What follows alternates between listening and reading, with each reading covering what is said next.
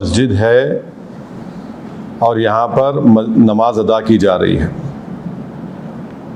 दूसरी बात यह है कि ये क्यों कह रहा हूँ मैं, इसलिए कि ये वक्फ बाय डेडिकेशन है और इसको धार के उस वक्त के अर्सवाइल स्टेट ने इसको मुसलमानों के लिए दिया और वहाँ पर मस्जिद में नमाज पढ़ रहे हैं। दूसरा पॉइंट ये है कि 1904 में कलेक्टर ने इसको रिलिंक्विश किया और वो एक्ट था सेक्शन 4 and 13 ऑफ 1904 एक्ट। तीसरा बात ये है जो आपको समझने की ज़रूरत है, जो हम पे उंगली उठा रहे हैं, धार स्टेट गज़ीट है 1935 का, उसमें ये बताया गया है कि ये जगह मस्जिद है और गवर्नमेंट ने इसको रिलिंक्विश किया, गार्डियनशिप से मुस्लिम कम्युनिटी को दिया और फिर 1985 में ऑफिशियल गज़ीट एंट्री नंबर 62 में उस वक्त के 1954 एक्ट के तहत, वो बंद करो भाई, 1950 एक्ट के तहत ये वक्फ की गज़ीट भी है। पांचवी बात ये है कि ये प्लेसेस ऑफ वर्शिप एक्ट के भी खिलाफ है। 1991 प्लेस ऑफ वर्शिप अब क्या बोलता है सेक्शन 4 उसका, कि जो मस्जिद का, मंदिर का, गुरुद्वारे का या बौद्ध धर्म के जो भी जिस सिख धर्म जो 15 अगस्त 1947 की थी उसको चेंज नहीं किया जा सकता। छठी बात यह है कि ASI का कानून है जो ये कहता है कि आप किसी भी प्लेस ऑफ वर्शिप के नेचर और कैरेक्टर को चेंज नहीं कर सकते। अब आप आ जाइए कि अब आपने कहा ASI ने 1951 में और 1952 में ये क्लैरिफिकेशन दे चुकी है कि ये मस्जिद है और उस वक्त उन्होंने ASI ने रिजेक्ट किया था इसको कि जो वहां पर भोज उत्सव मनाना चाहते थे। 51 और 52 का ASI के ऑर्डर है। अब आप आ जाइए कि ये जजमेंट हम इसको एरोनियस क्यों मानते हैं इस जजमेंट को, क्योंकि कोर्ट ने, जैसा मैंने भी कहा, 1935 के धार स्टेट एग्जीक्यूटिव को, स्टेट गज़ीट को नज़रअंदाज कर दिया। 1985 के वक्फ रजिस्ट्रेशन को उन्होंने नज़रअंदाज कर दिया और जो प्लेस ऑफ वर्शिप एक्ट है उसको भी उन्होंने नज़रअंदाज कर दिया और साथ ही साथ ये जो आर्गुमेंट है कोर्ट ने उसको भी कबूल नहीं किया कि 1935 के नोटिफिकेशन को, जो लॉ था उस वक्त under article 372 constitution of India, ये लॉ था उस वक्त, और उन्हें सिर्फ उसको बोला कि ये मेयर एडमिनिस्ट्रेटिव अरेंजमेंट। ये क्या बात है? मेयर एडमिनिस्ट्रेटिव अरेंजमेंट जो है वो किसी कॉन्स्टिट्यूशनल प्रिंसिपल्स को ओवरराइड नहीं कर सकता। और एक और वजह है ये फैसला जो एरोनियस और गलत है, मुस्लिम साइड ने ये आर्ग्यू किया था कि जो PIL दाखिल की गई थी रिट पिटीशन में, उन्होंने डिस्प्यूटेड क्वेश्चन ऑफ फैक्ट उठाए जो आर्टिकल 226 में नहीं लिए जा सकते, क्योंकि एक्स्ट्राऑर्डिनरी जुरिसडिक्शन जो होता है आर्टिकल 226 में, कोर्ट एक ऑर्डर पास नहीं कर सकता डिक्लेरेशन ऑफ पोजेशन और टाइटल के ऊपर।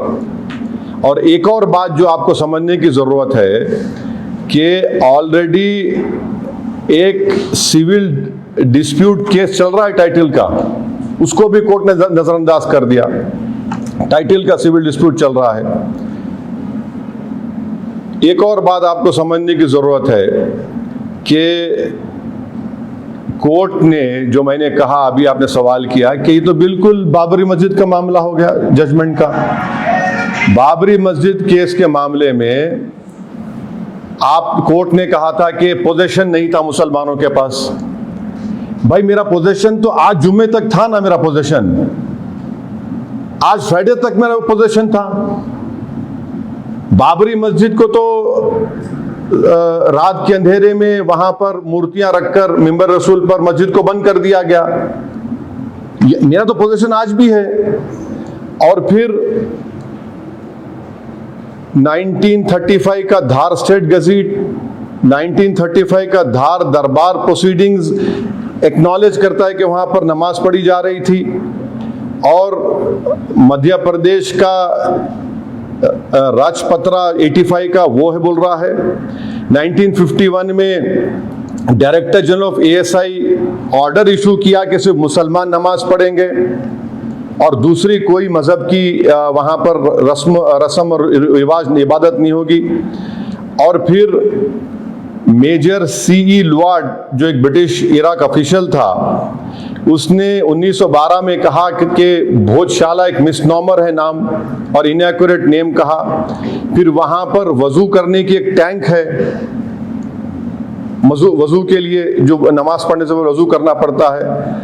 तो इसीलिए अगर आप देखेंगे इसी जगह पर, इसी मुकाम पर बैठकर मैंने आप तमाम से कहा था, शायद वो जितने जर्नलिस्ट अभी हैं वो हैं यहाँ पर, मैंने कहा था कि बाबरी मस्जिद राम मंदिर का जजमेंट गलत जजमेंट है, जो आस्था की बुनियाद पर दिया गया है। और मैंने कहा था कि ये जजमेंट जो आज उस वक्त आया था, ये ऐसे कई चीज़ों को खोल देगा। तो उस वक्त कई लोग मुझसे कहे थे कि ओवैसी तुम खामोश बैठो। मैंने कहा आज खामोश बैठेंगे जो खामोश बैठने के लिए मुझसे कह रहे हैं, आज देख लो आज क्या हो रहा है। जिस जजमेंट का मैंने हवाला देकर कहा था कि देखो ये जजमेंट से कई चीजें खोली जाएंगी। अब रिलीफ भी आइडेंटिकल है, कंप्लीटली रिलीफ आइडेंटिकल है कि वहां पर पूजा होगी, नमाज नहीं होगी। और अगर आपको चाहिए, क्या कहा कोर्ट ने, in order to secure the religious rights of the Muslim community and to ensure complete justice between parties, in case the respondent number 8 submits an application for allotment of suitable land within Dhar district for construction of a masjid or place for prayer, the state government considers state application in accordance with law. Where is the question? कहाँ सवाल पैदा होता जमीन पूछने का? मैं 700 साल से वहां पर नमाज पढ़ रहा हूं। कोई PIL डालता है 226 में और court can not pass an order on declaration of possession और टाइटल, आप टाइटल दे देते हैं उनको जबकि सिविल सूट चल रहा है उसका। तो ये एब्सर्ड जजमेंट भी है, एरोनियस जजमेंट भी है। और एक अजीब व गरीब बात इसने जजमेंट में कही गई है कि secular state has a constitutional duty even to provide basic amenities to pilgrims, the preservation of purity and pristine character of DT.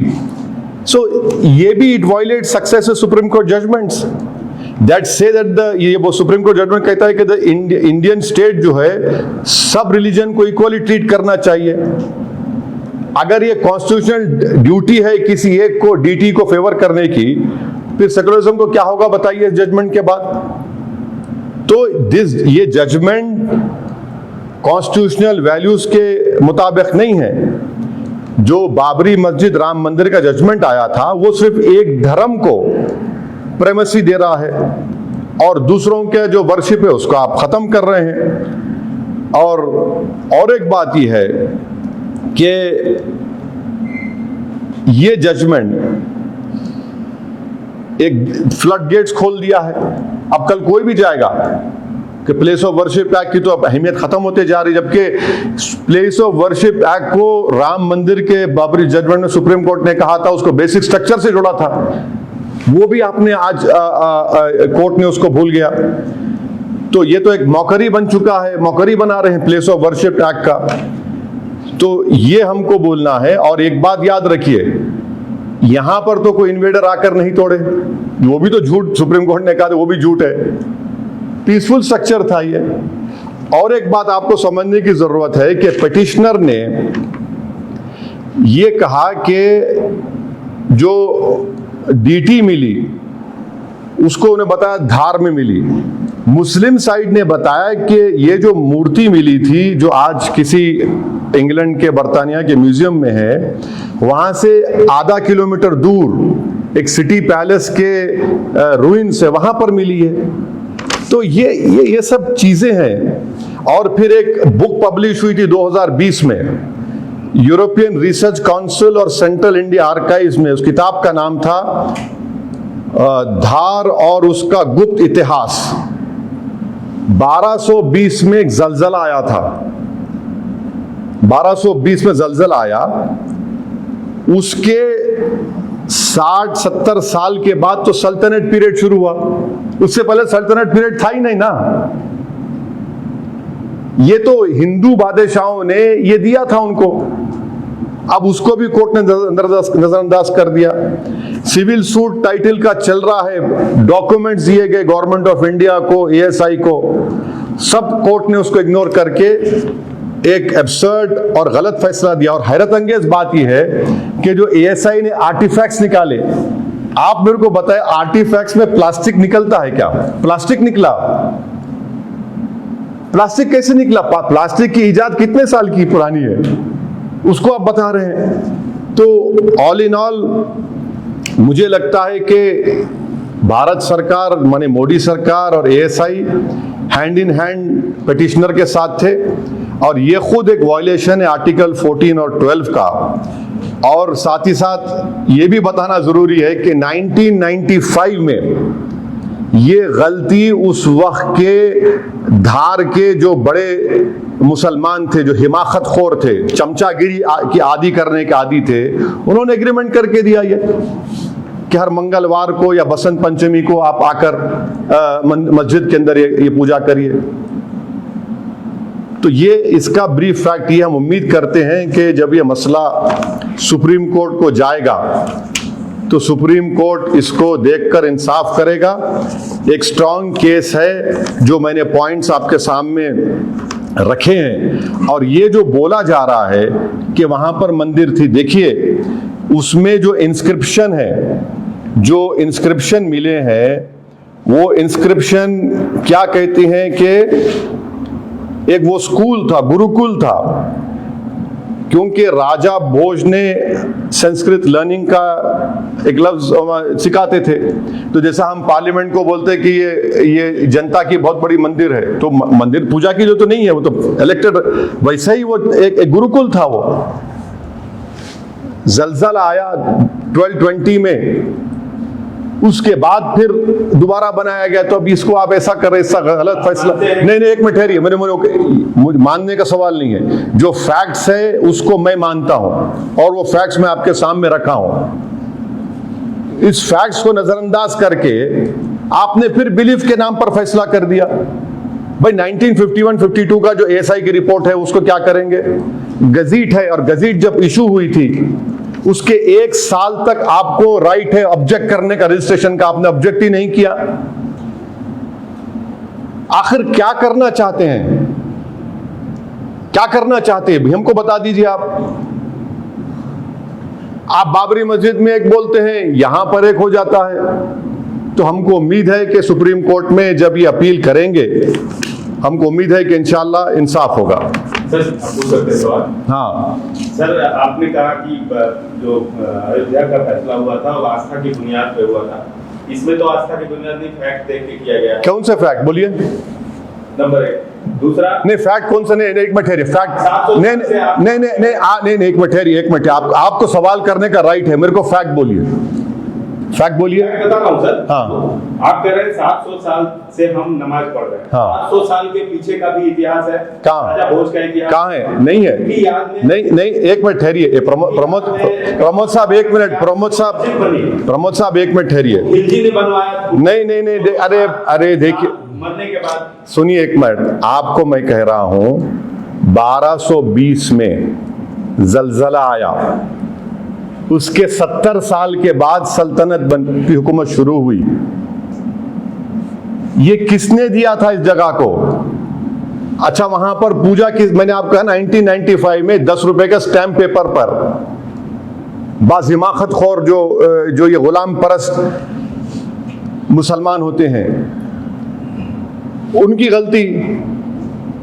आप अच्छा फिर ये बताइए कि 1951-52 का गजीट है एएसआई का, ऑर्डर है 85 का वफ गजीट है। ये सब प्रूफ नहीं है क्या? आप खोद रहे हैं, खोदे तो प्लास्टिक निकल रहा है उसमें से, प्लास्टिक को एक्सेप्ट करेंगे प्रूफ आप? ये कैसे होगा? सर अभी आपने कहा कि वहां पे गुरुकुल था।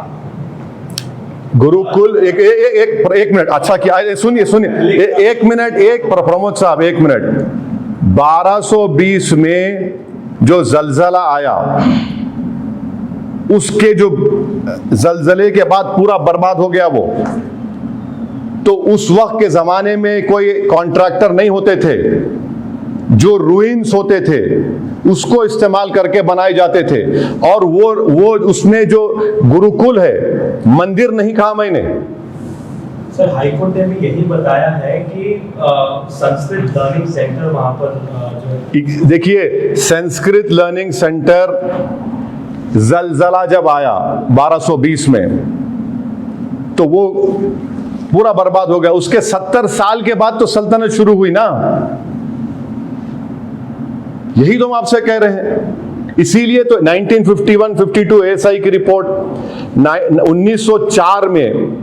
1904 में कलेक्टर रिलिंक्विश कर दिया उसको, 1904 में सेक्शन 4 और 13 के तहत। फिर 1985 का वफ गजीट है, 1 साल का आपको टाइम है।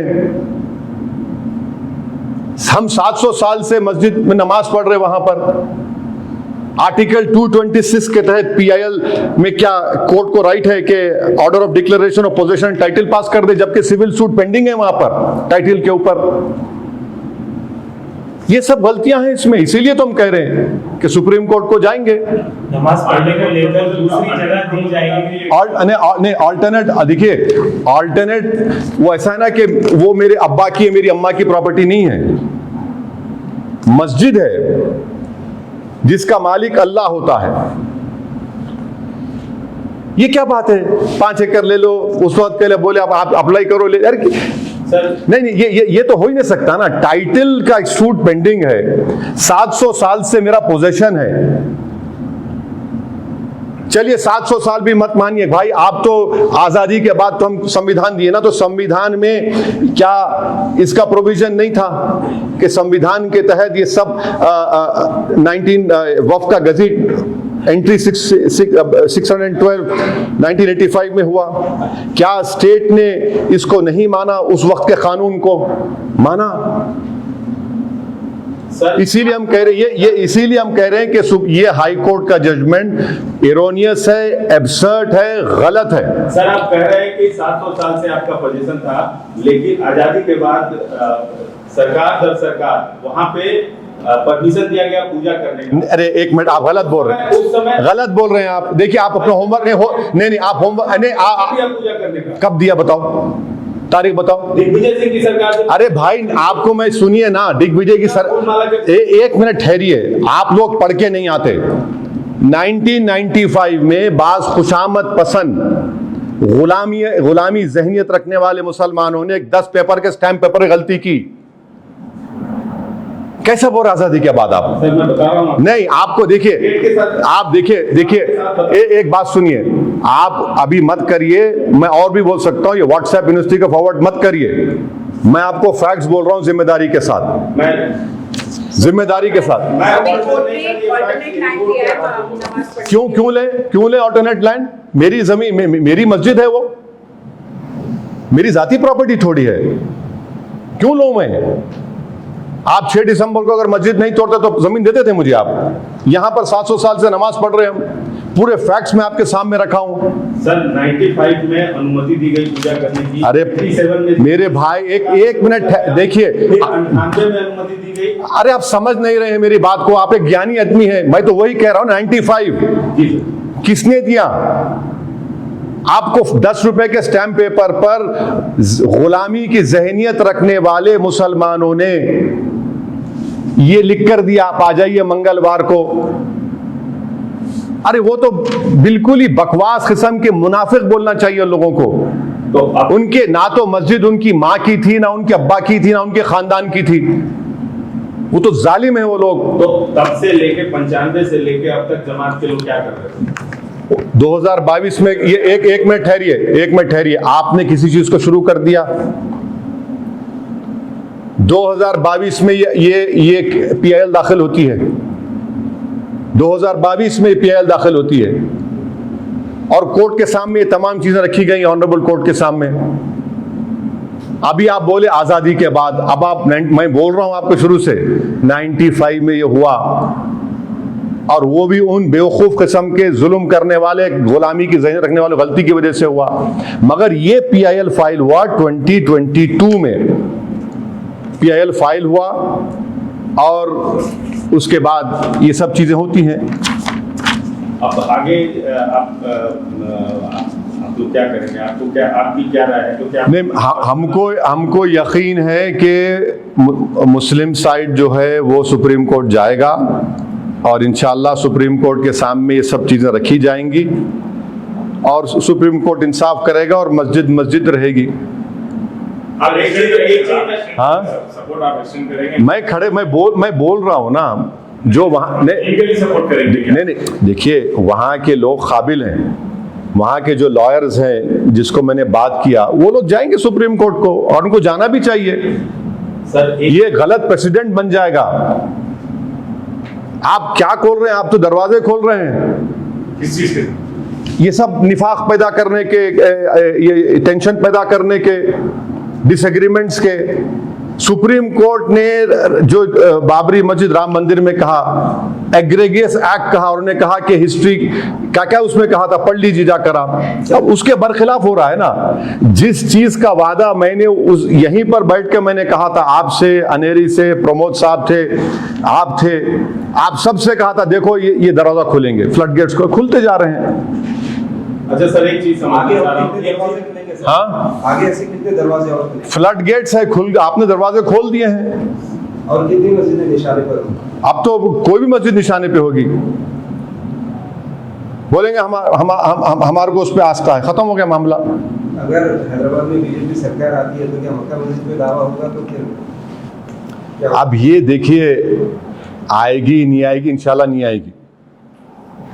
मगर ये तो कोर्ट्स जो आज जो फैसला दिए, आप किसी चीज को मानने को तैयार ही नहीं है। आप एएसआई एक्ट को नहीं मानने तैयार है, आप प्लेस ऑफ वर्शिप एक्ट को मानने को तैयार नहीं है, वक्फ गजीट को मानने को तैयार नहीं है। 1951-52 का एएसआई का जो ऑर्डर है, 1904 का जो कलेक्टर का है, फिर वो जो सरकार, हिंदू सरकार ने जो जमीन दी है उसको मानने को तैयार नहीं है। आप किसको मानेंगे फिर आप? तो इसीलिए सुप्रीम कोर्ट ही आखिरी कोर्ट ऑफ अपील है हमारे लिए। हम जाएंगे, जो वहां के लोग जाएंगे, मैं बात किया जिम्मेदारों से। सुप्रीम कोर्ट में भी सेम फैसला। अरे भाई रुक जाइए। अच्छा सर, सुप्रीम कोर्ट के जज आप थोड़ी हैं। एक तकनीकी चीज है सर जो मैं नहीं पढ़ पाया हूँ। मैं क्या एएसआई संरक्षित जो भी प्रॉपर्टी है उस पे प्लेसेस ऑफ वर्शिप एक्ट लगता है क्या? मैं जानकारी नहीं, मैं आपसे पूछ रहा हूँ। आपको जानकारी है, इसलिए जानकारी है कि एएसआई एक्ट पढ़िए। एएसआई एक्ट क्या कहता है? You can not change the nature and character of that religious place. आपको जो फॉरवर्ड कर रहे हैं ना, वो आधे दिमाग के हैं प्रमोद साहब।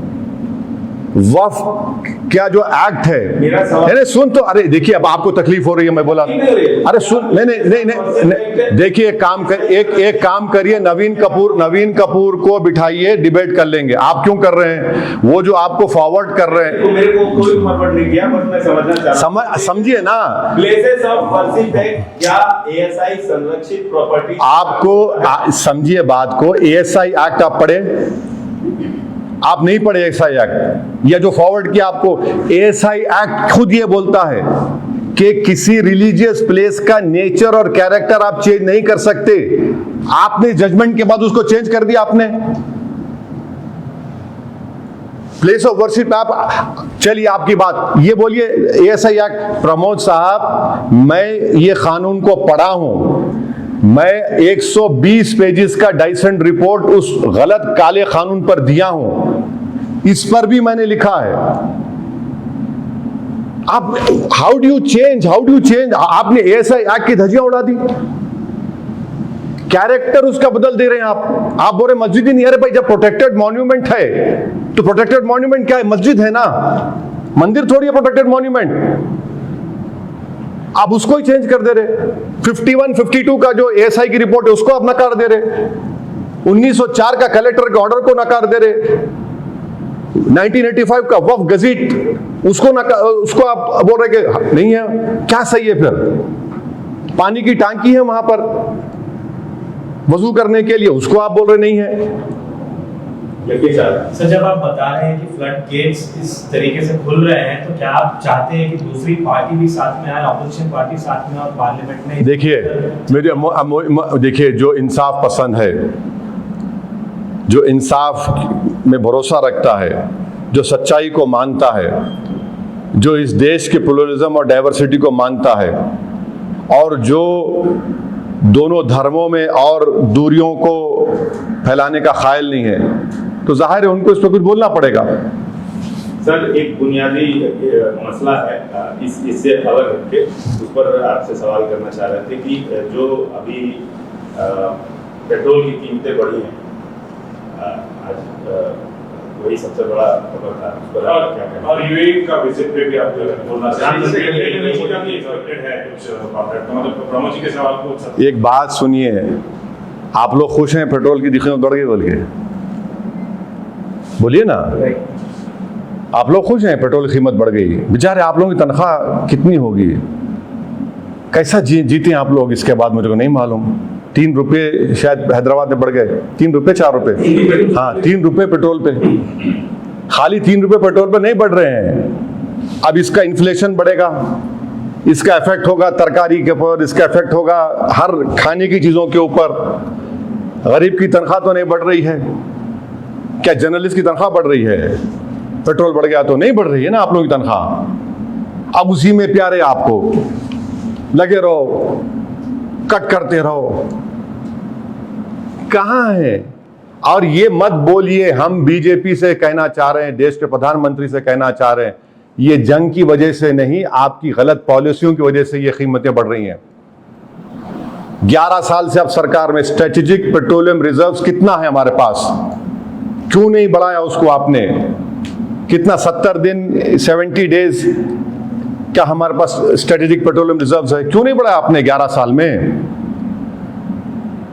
जंग तो खत्म के करीब हो गई ना, तो अब क्या होगा बताइए? अच्छा दूसरी चीज, फर्टिलाइजर इस्तेमाल मत करो बोल रहे प्रधानमंत्री, हाँ तो किसान की यील्ड इससे मुतासर नहीं होगी, बताइए आप। किसानों से फर्टिलाइजर इस्तेमाल मत करो, क्लैरिफाई करो, क्या करेगा किसान की ये तो रोजी रोटी का मसला है ना। आप कह रहे फर्टिलाइजर इस्तेमाल मत करो, फिर यील्ड क्या आएगी किसान को? खाएंगे क्या लोग? और ये हिमाकत श्रीलंका ने की थी, देख लिया श्रीलंका में, क्या श्रीलंका तो नहीं है ये, 130 करोड़ का देश है ये। तो ये सब जो आज पेट्रोल की कीमत बढ़ रही है, जो फर्टिलाइजर इस्तेमाल नहीं करने की बात हो रही है, ये 11 साल का आपका खमियाजा देश की जनता भुगत रही है। अफसोस इस बात का है कि नीट का एग्जाम भी अब दोबारा हो रहा है। अब उन बच्चों पे क्या गुजर रही होगी, उनके पेरेंट्स पर क्या गुजर रही होगी। और माशाल्लाह से चैनल पे तो जिक्र ही नहीं है, नीट टाइम टाइम हो गया, शायद उसमें टीआरपी नहीं आती होगी। वो बच्चे, उनके माँ बाप खून के आंसू रो रहे हैं। नहीं आज अरे कितना दिखा रहे हैं, हमको जानते हैं ना कितना दिखा रहे हैं। आप ये दिखा रहे हैं कि दोबारा सरकार करा रही है, 15 मिनट बढ़ के दे रहे हैं। अरे उस बच्चों पर क्या गुजर रही होगी कि दोबारा जाकर एग्जाम लिखना है। आसान काम है थोड़ी एग्जाम लिखना, हम भी एग्जाम लिखे हैं, आसान काम होता है एग्जाम लिखना। 2 साल की तैयारी के बाद वो बच्चे जाकर एग्जाम लिखते हैं, अब उनसे कहा जा रहा है दोबारा जाके लिखो। ये तो उन पे तो बहुत बड़ा बोझ डाल दिया आपने। प्रधानमंत्री की यूएई विजिट आज हुई और कई डील किए गए गैस। भाई साहब वो इंपॉर्टेंट नहीं है, पेट्रोल की कीमत इंपॉर्टेंट है। सबसे ज्यादा इंपॉर्टेंट है फर्टिलाइजर का इस्तेमाल नहीं करना, सबसे ज्यादा इंपॉर्टेंट है आज का जो गलत एब्सर्ड जजमेंट आया है वो इंपॉर्टेंट है।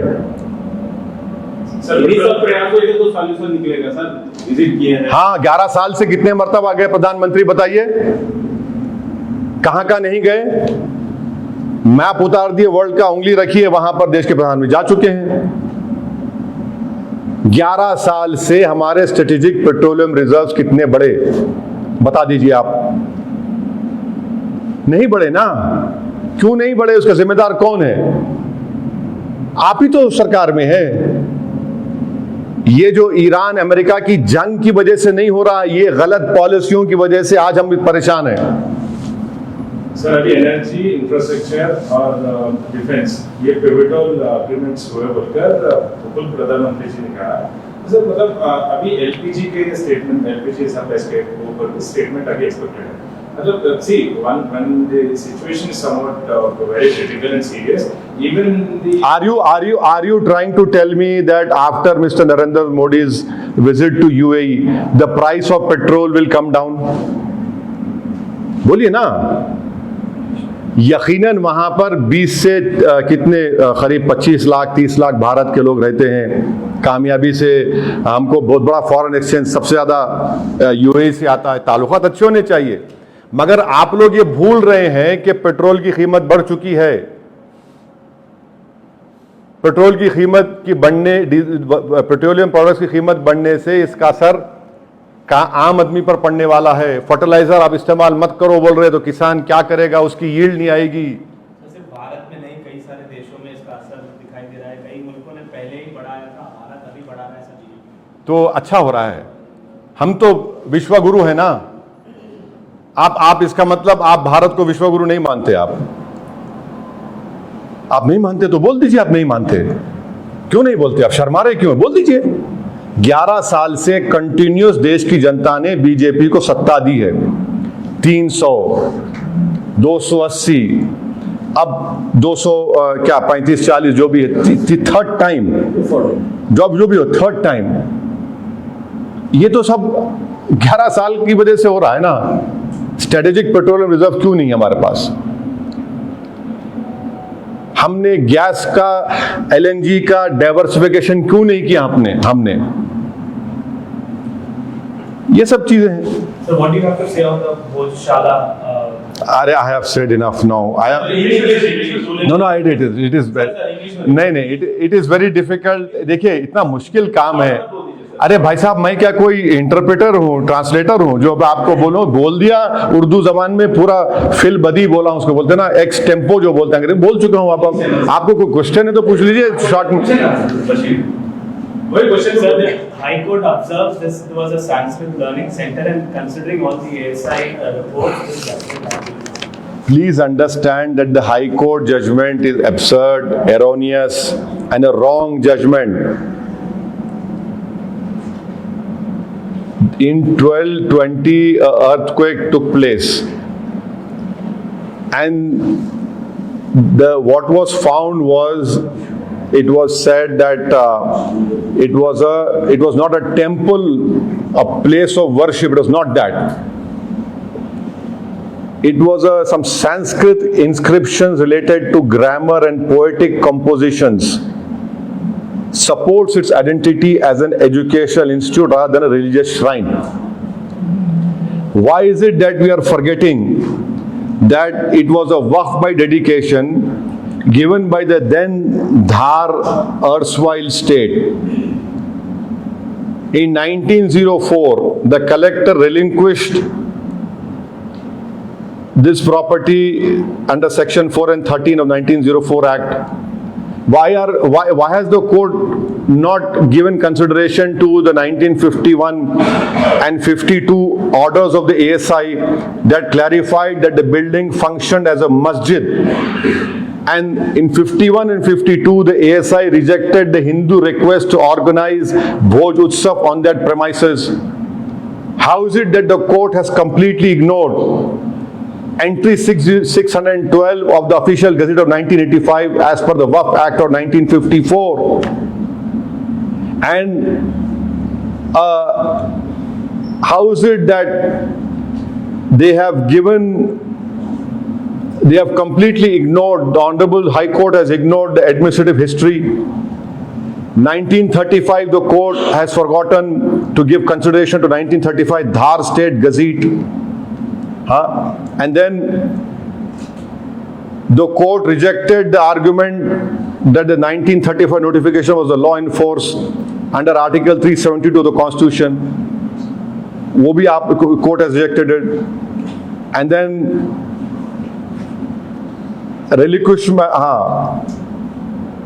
I have said about the 1951 Director General of ASI issued orders permitting only Muslims to offer prayers.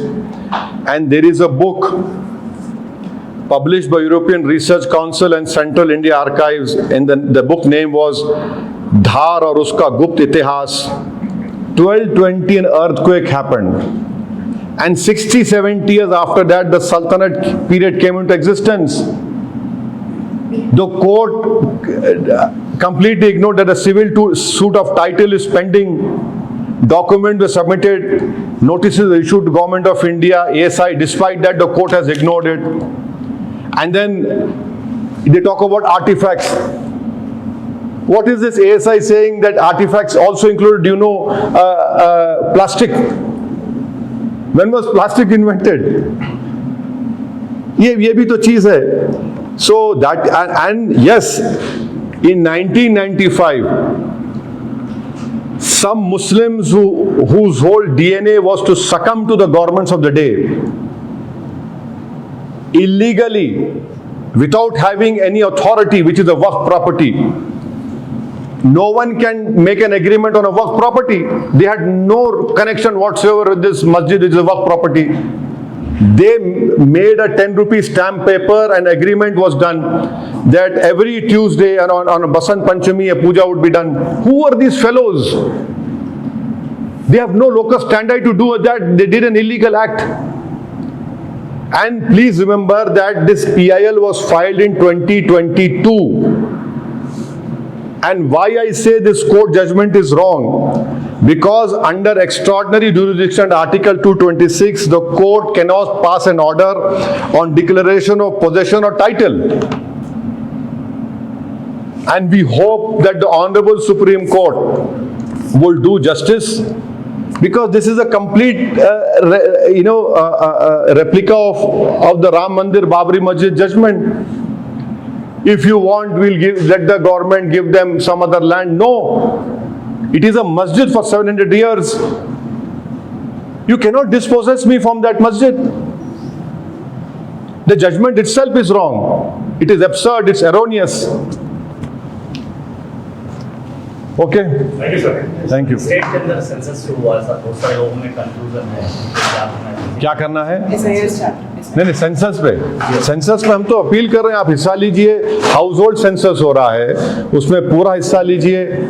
आप घर बताइए, आपका घर है, उसमें आप, बहुत आसान क्वेश्चनर है, इसको इग्नोर मत करिए.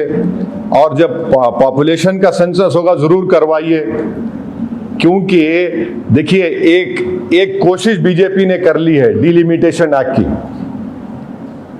तो इसलिए बहुत जरूरी है कि आप सेंसस में हिस्सा लीजिए. सबको हिस्सा लेना चाहिए. और वो जो उसके बाद सेकंड फेज में पॉपुलेशन का होगा, उसमें हिस्सा लीजिए. बताइए अपनी, अगर आप ओबीसी हैं तो अपनी कास्ट बताइए, ताकि ये सरकार को मालूम हो सके कि इस देश में ओबीसी कितने हैं. असल मकसद क्या है कि ओबीसी का सेंसस नहीं होना. असल मकसद वो है, उसमें भी जब जब पॉपुलेशन के ऊपर होगा तो उसमें हो, क्योंकि होम मिनिस्टर अमित शाह साहब ने वादा किया है कि कास्ट सेंसस होगा, तो जब और भी जिम्मेदारी है कि हम ये सब चीजों को बताएं. सर, आपके इलाकों में फ्री मैपिंग बहुत ज्यादा हो रही है, पूरे स्टेट की बात करें, फ्री मैपिंग का नामो निशान है. नेक्स्ट मंथ वैसे भी ऐसा नहीं कि ज्यादा हो रही, क्या बाशऊर लोग हैं तो उसको आपको तकलीफ क्यों हो रही है? अरे हम राइट है, बीएलओ आ रहा है, हम लोग हिस्सा ले रहे हैं. आपने देख लिया बंगाल में क्या हुआ, बिहार में क्या हुआ. एसआईआर का ताल्लुक राज सिटीजनशिप से, जो नहीं होना चाहिए था. सिटीजनशिप को डिसाइड करने का इख्तियार मिनिस्ट्री ऑफ होम अफेयर्स को है, एनपीआर एनआरसी में उसका लॉ है. तो हमारे सिटीजनशिप के लिए तो जरूरी है. मैं तो बोल रहा हूं कि नहीं हो रहा है मेरे पास भी बराबर. मैं तो आपके जरिए से जनता से अपील करूंगा कि अपनी मैपिंग करवाइए जब बीएलओ आएगा. और एक बात याद रखिए, अच्छा हुआ आपने एक सवाल किया, जो यहाँ पर ये बताना चाह रहा हूं कि इसमें एक मैपिंग की आप बात कर रहे हैं ना, तो मैपिंग जो हो रहा है, मेरे को किसी ने बताया है कि एक डिस्ट्रिक्ट है तेलंगाना का, वहाँ पर एक मिनट, सॉरी, हाँ, वहाँ पर जो है, मिसाल के तौर पर मैपिंग बहुत हो रही बोल रहे हैं आप, मैं डिस्ट्रिक्ट का नाम लूंगा तो फिर एक तनाज़ा हो जाएगा। एनीवे, आपको समझाने के लिए कह रहा हूँ कि फ़र्ज़ करिए किसी कॉन्स्टिट्यूंसी में 2,60,000 नाम है इलेक्टर्स है, और अनमैप लोग हैं 1,11,000, और मैपिंग हुई है 1,45,000 की, हाँ, 2,50,000 में से। अब इलेक्टर्स विद एनोमलीज के ऊपर कितने मालूम आपको? 90% इलेक्टर्स एनोमलीज हैं। एनोमलीज का मतलब क्या है कि स्पेलिंग मिस्टेक है या मैपिंग सही नहीं हुई। ये हम इसीलिए तो जनता से अपील कर रहे हैं कि आप अपनी मैपिंग सही करवाइए, आप अपना नाम सही करवाइए, अपने बच्चों का नाम सही करवाइए। ये एनोमलीज अगर होगी तो फिर आप मुश्किल हो जाएंगे। मैं डराने के लिए नहीं कर रहा हूं, फैक्ट बता रहा हूं आपको। एनोमलीज को फिर लॉजिकल डिस्क्रिपेंसी में बात चले जाएंगी। आज वक्त है हमारे पास इन सब चीजों को सही करिए, और जिसका जो जेन्युइन वोटर है, जिसका नाम 2002 में नहीं है, इलेक्शन कमीशन ऑफ इंडिया ने डॉक्यूमेंट्स जो आपको बोलिए, डॉक्यूमेंट्स आपके पास है तो उसको सबमिट करिए, मी सेवा को जाइए, ये सब चीजें करना जरूरी है। मैपिंग सही होनी चाहिए। हम लोग, बहुत से लोग खुश है मैपिंग हो गई। मैं कई लोगों को पूछा, बताओ तुम्हारी मैपिंग कैसी हुई? अब नाम है रामास्वामी, बेटे का नाम आ रहा अजमल, ये मैपिंग हो रही है? बताइए, ये तो गलत मैपिंग हो रही है ना। हम बोले मैपिंग, खुश हो गए, उन्हीं को बताया, रामस्वामी साहब बताया, साहब ये गलत है। अरे साहब, मैं तो देखा नहीं। मतलब जाइए सही कराइए उसको आप। तो बहुत जरूरी है कि इसमें सिटीजन्स का पार्टिसिपेशन जरूरी है। इसको अगर हम जरा सा भी गफलत करेंगे, वोट डालने का मामला नहीं है, सिटीजनशिप का मामला है। तो इसलिए सबके लिए हमने तेलंगाना में MIM का ऐप बनाया है। आप प्लीज आप आ सकते हैं हमारे ऑफिस को, या जहाँ हमारे हेल्प डेस्क सेंटर है वहाँ जाइए, चेक करिए, अपनी सही मैपिंग कराइए और सर चीज सही कराइए। और जब आइंदा महीने 25 तारीख को शुरू होगा तेलंगाना में, तो आपके पास एन्यूमरेशन फॉर्म आएगा, उसको पढ़िए। उसमें नाम रामास्वामी है तो बेटे का नाम अजमल नहीं आना चाहिए, अगर अजमल है तो बेटे का नाम रामस्वामी नहीं आना चाहिए। ये सब चीजें चेक करना पड़ेगा। खाली आप बैठ के हाँ सही है दे दिए तो हो गया, फिर बाद में ड्राफ्ट लिस्ट में नाम नहीं आया, बाद से फिर हम परेशान हो जाएंगे। उसके बाद भी प्रोसेस है, नाम दिलाने का तरीका है, बट केयरफुल रहकर हमको ये काम करने की बहुत बड़ी जरूरत है, क्योंकि जो हमने जो देखा बंगाल में जो तमाशे हुए हैं वो नहीं होना चाहिए। सर, मलकाजगिरी साइबराबाद के नुमाइंदों से आप दरखास्तें मांगी है सर, जो लोग इलेक्शन लड़ना चाहते हैं। हाँ, हैदराबाद छोड़ के क्या इलेक्शन खरीद में हम सबसे मांग रहे हैं, GHMC से मांग रहे, मलकाजगिरी कॉरपोरेशन के लिए मांग रहे, और साइबराबाद म्यूनसिपल कॉरपोरेशन, सबके लिए मांग रहे, और हाई टाइम सब अप्लाई कर रहे लोग। अब कब होंगे नहीं मालूम मेरे को, मगर तैयारी करके बैठना ना